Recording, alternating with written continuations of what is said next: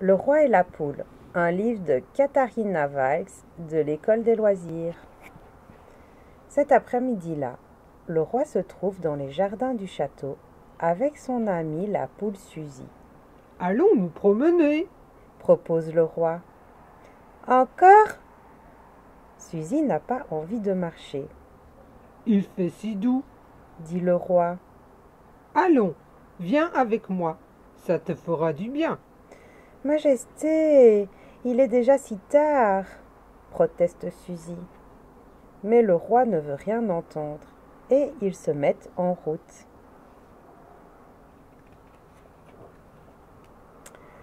Le roi veut escalader une colline pour mieux admirer le paysage. « Je n'en peux plus » gémit-il à mi-chemin. « Mes pieds me font mal. »« Ah ça, Majesté, dit Suzy, c'est à cause de vos chaussures. Elles sont très élégantes, c'est un fait, mais pour la marche, vous devriez porter quelque chose de plus confortable. »« Mes souliers sont très bien, » grogne le roi vexé. « Un roi qui se respecte ne sort pas en chaussures de montagne ou en basket. » Le roi s'assied au pied d'un pommier pour se reposer. Suzy s'installe près de lui. « Le ciel se couvre, » remarque-t-elle. « Sacrebleu !» jure le roi. « Voilà qu'il se met à pleuvoir. »« Rentrons vite au château, » dit Suzy qui a de moins en moins envie de se promener. « Votre Majesté n'est pas très couverte. »« Rentrez ?» s'écrie le roi. « Il n'en est pas question. Ce n'est pas une petite averse qui va me faire reculer. Tu vas voir. » Le roi soulève Suzy et la pose sur sa tête. « Voilà, » dit-il satisfait. « Tu vas me servir de chapeau. Tu es bien ?»« Très bien, » répond Suzy enchantée. « Et la vue est splendide. »« N'est-ce pas ?» dit le roi. « Mon royaume est magnifique. » Il reprend joyeusement la route sans tarir d'éloges sur son beau pays. Suzy est silencieuse. « Tu ne dis rien, ça ne va pas ?» s'inquiète le roi. « Si, Majesté, » répond Suzy d'une petite voix. « Mais je crois que je vais pondre un œuf. »« Un œuf ? Maintenant ? Tu ne peux pas attendre qu'on soit rentré ? » ?»« Non, » dit Suzy. « Je dois pondre un œuf, maintenant, tout de suite. »« En tout cas, pas sur ma royale tête, » dit le roi. Il dépose Suzy par terre. « Tu n'as qu'à te mettre là, près de ce petit arbre. »« Cela risque de prendre un petit moment, » dit Suzy. « J'attendrai, prends ton temps, mais dépêche-toi, ma tête se mouille. » Et le roi patiente et patiente encore. Alors ça y est ? Le roi commence à avoir froid. Il va bientôt faire noir. « Majesté, retournez-vous. Je ne peux pas pondre si vous me regardez tout le temps, » dit Suzy. « Bon, si cela peut t'aider. » Le roi se retourne, mais il doit attendre encore. Le ciel s'obscurcit. Quand Suzy a enfin pondu son œuf, il fait nuit noire. « Ce n'est pas trop tôt, » soupire le roi. Il ramasse l'œuf. « Rentrons vite maintenant, je suis trempé. Heureusement, j'ai ma lampe de poche.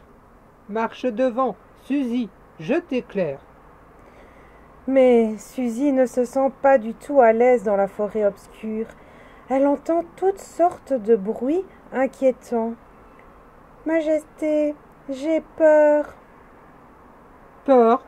Mais de quoi, mon ami ? » ?»« Des animaux sauvages. » Le roi rit. « Ce que tu peux être bête, tu es avec moi, tu ne risques rien. »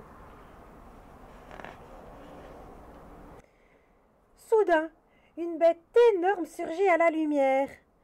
C'est le loup. Suzy aperçoit sa grande gueule ouverte qui fond sur elle. « Au secours !» Terrifiée, Elle fait un bond formidable et réussit de justesse à échapper aux affreuses dents pointues. Le roi sursaute lui aussi. Il manque de tomber à la renverse. Mais c'est inouï. Pour qui se prend-il celui-là? Le roi est furieux. Tu oses attaquer Suzy, la poule du roi. Tu n'as pas honte. Majesté, Bégaye le loup très embarrassé. je vous avais pas reconnu. Et puis, comprenez-moi, j'ai faim, affreusement faim. Je n'ai rien mangé depuis 3 jours. Le roi se radoucit. Le loup lui fait pitié. Je vois, dit-il. 3 jours, en effet, mon pauvre ami, cela fait long, rien que d'y penser. Mais ce n'est pas une raison pour te jeter sur Suzy. Que dirais-tu d'un petit œuf sur le plat? Propose le roi.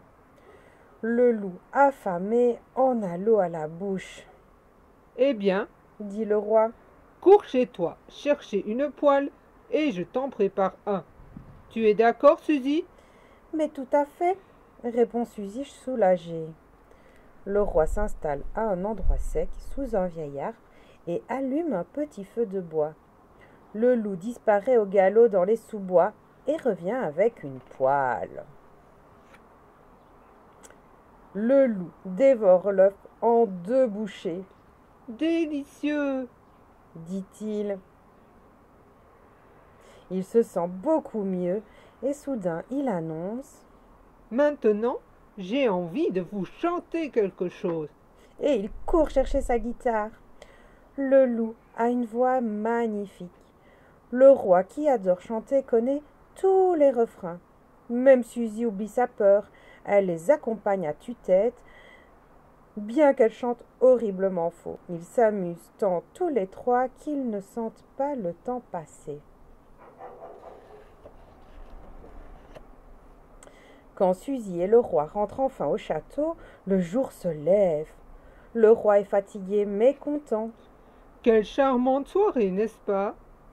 Charmante, répond Suzy, mais n'empêche que j'ai failli laisser des plumes. Heureusement, j'étais là. Dit le roi. Sans vous, je serais resté au château, Majesté, répond Suzy.